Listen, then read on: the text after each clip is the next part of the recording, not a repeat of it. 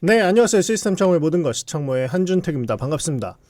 요즘 날씨가 너무 춥죠. 이번 겨울이 뭐 춥다 안 춥다 뭐 여러 예측이 많은데 이 겨울이 춥다 안 춥다 이런 걸 다 떠나서 그냥 겨울철만 되면 기본적으로 온도가 내려가니까 창문에 결로가 생기기 시작해서 고민인 분들이 정말 많으실 것 같아요.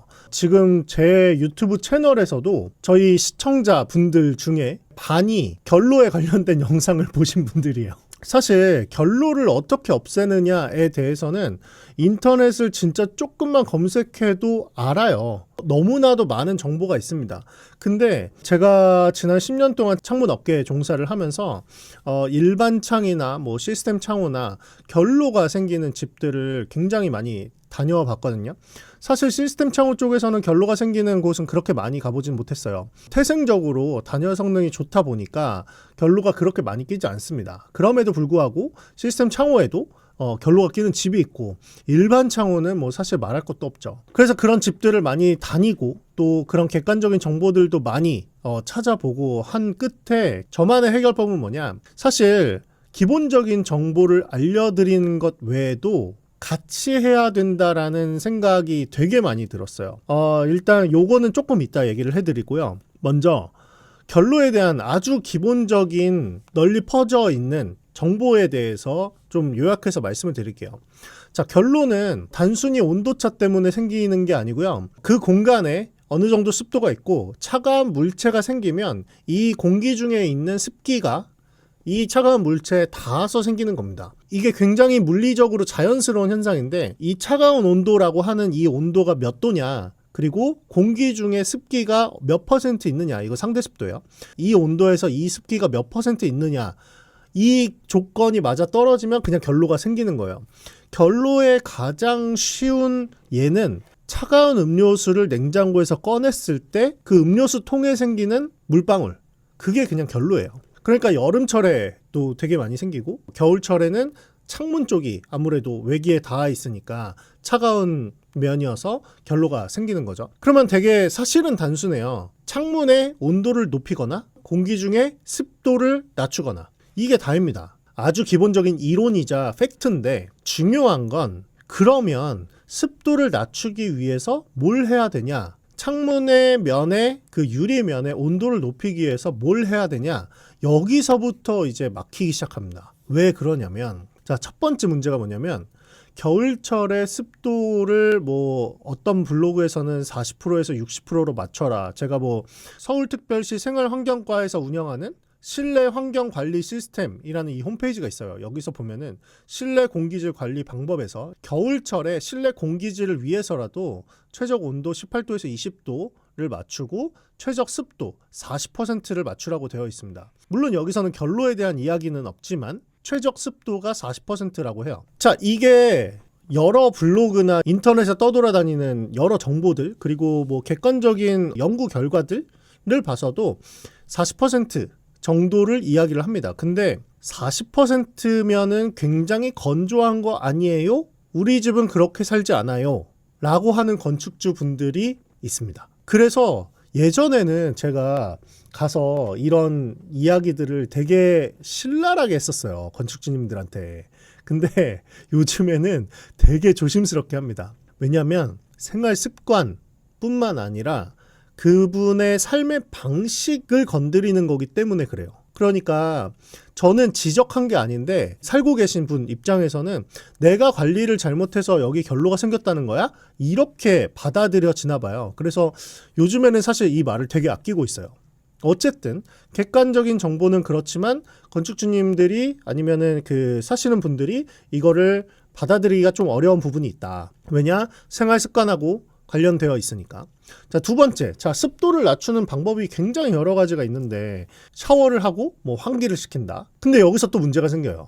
환기를 시킨다라는 걸 굉장히 얘기를 많이 하는데 겨울철에 환기하면 춥잖아요. 거기다가 환기를 해야 되는 시점이 언제예요?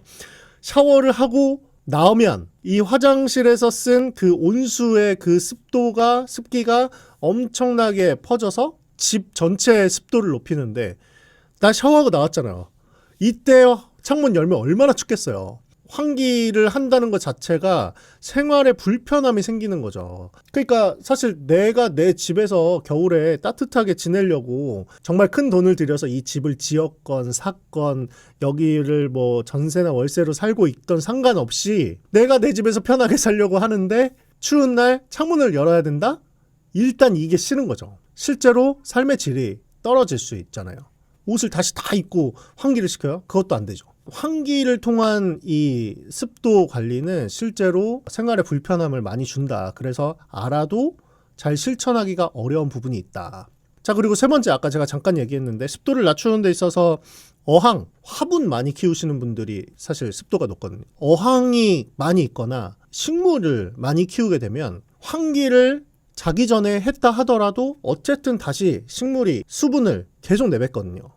그렇게 되면 습기는 금방 올라가요. 그러니까 결로가 언제 껴요? 새벽에 끼잖아요. 한창 우리가 자고 있을 때.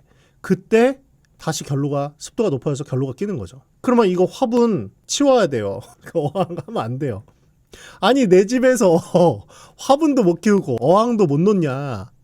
아니 이거 이렇게 건축주님이 말씀하시는 건 아닌데 실천하기가 어렵다는 거죠. 화분을 밖에 내놓으면 얼어서 죽으니까 어쩔 수 없이 환기가 안 되는 부분들이 있다. 그러니까 건축주님들이 꼭 몰라서 이 습도를 못 낮추는 게 아니라 결로가 생김에도 어쩔 수 없이 이 원인들을 제거하지 못하는 부분들이 있다. 그래서 이 부분들을 정말 이해를 제가 많이 하고 있어요. 자, 일단 습도 쪽에서는 크게 그렇게 세 가지 문제점이 있고요. 자, 창문의 온도를 높이는 거는 또 여기서도 문제가 있어요. 첫 번째 문제는 뭐냐면 창문의 온도를 높이려면 어떻게 해야 돼요? 실내 난방을 엄청 높여야 됩니다. 왜냐하면 난방에서 따뜻해진 그 열이 창문 면에 닿아야 되니까. 근데 문제는 난방비죠. 평소에 난방비를 아끼려고 내가 보일러도 잘 안 키는데 이 물방울들 때문에 이 내 아까운 난방비를 버려야 되냐? 물론 아까도 말씀드렸지만 건축주님이 이렇게 말씀하시진 않지만 현실적으로 굉장히 어렵다라는 거죠. 자, 두 번째, 창문은 건축 영역이잖아요. 제가 창문 전문가잖아요. 창문은 창문 자체를 좋은 거를 설치하는 것도 굉장히 중요한데요. 그것뿐만 아니라 창문 주변에 단열재를 어떻게 하느냐, 그러니까 그리고 창문의 배치를 어떻게 하느냐에 따라서 이 창문의 성능이 달라지거든요. 그러니까 창문은 건축 당시에 이 결로가 생기지 않게 잘 선택하고 잘 설치를 해야 되는데 지금 결로가 생겼다? 만약에 이게 공사가 잘못됐거나 창문의 문제다? 그냥 일이 너무 커져버리는 거예요. 정말 쉽지가 않습니다. 그래서 건축하기 전에 창문 상담을 반드시 먼저 받아야 된다라고 강조하는 이유도 여기에 있습니다. 그래서 이 창문의 온도 자체를 높이는 거는 정말 또 쉽지가 않은 일이에요. 그래도 어쨌든 이 결로를 해결해야 되니까 많은 분들이 뭘 하시느냐, 뽁뽁이죠. 뽁뽁이를 붙여요. 그렇게 해서 약간 단열 성능도 높이고 창문도 더 따뜻하게 하려고 하죠.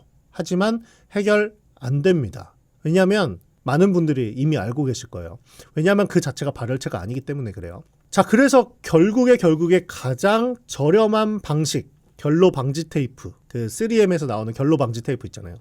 그거를 붙입니다. 근데 그거는 사실 뭐와 같냐면 결로가 안 생기게 하는 것은 포기했다라는 말과 같습니다. 그거는 스폰지를 댄 것이고 결로를 통해서 생긴 그 물방울들을 그냥 스폰지로 빨아들여서 결로를 안 생긴 걸로 치자, 이런 느낌이에요.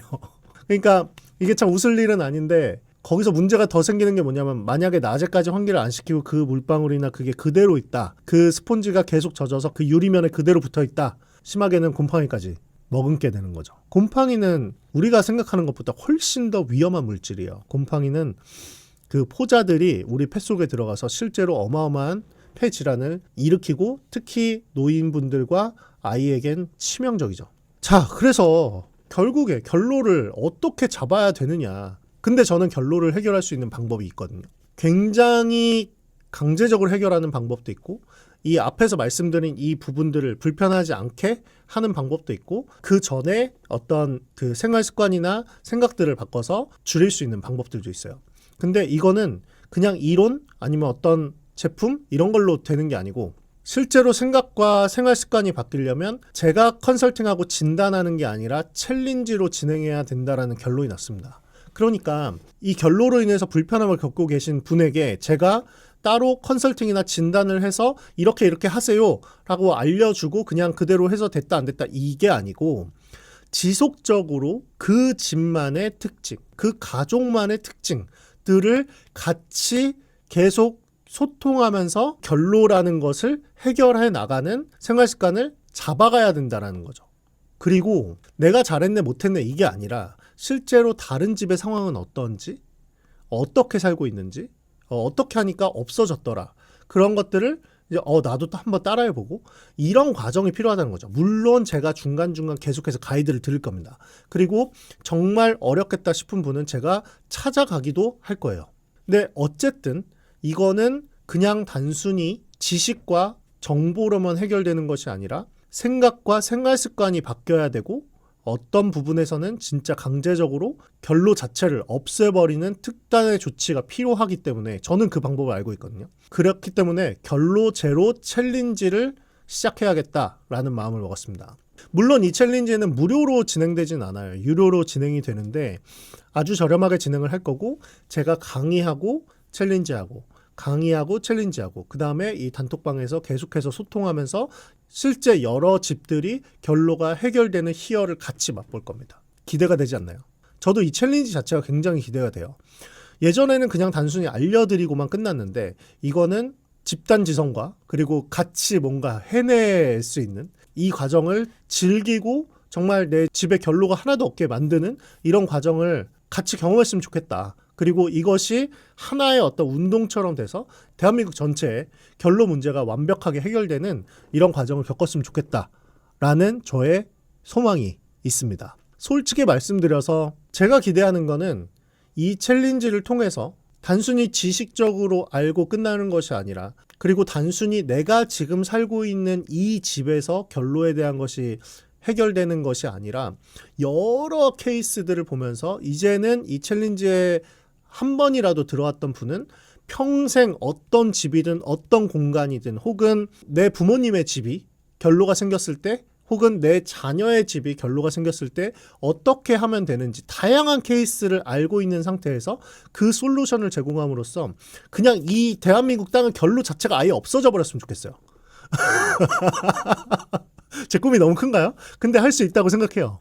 그래서 이 챌린지 1기는 굉장히 저렴한 금액으로 시작을 할 거예요. 그리고 점점 더 금액이 올라가겠죠. 금액이 올라가니까 지금 여기서 금액을 말씀드릴 수는 없고 여기 아래 링크를 통해서 신청자를 받을 거고 이 받은 분들에게 제가 먼저 무료 세미나를 하고 그 다음에 챌린지 1을 실질적으로 받을 겁니다. 내가 경험하는 집, 내 부모님의 집, 내 자녀의 집, 내 지인의 집에 결로가 생겼을 때 내가 무조건 해결해 줄 수 있는 결로 마스터가 되고 싶다라고 하시는 분은 여기 아래 링크를 통해서 여러분들의 연락처와 이메일을 남겨주세요. 그러면 제가 이 온라인 세미나 날짜를 잡고 여러분들에게 공지를 해드리겠습니다.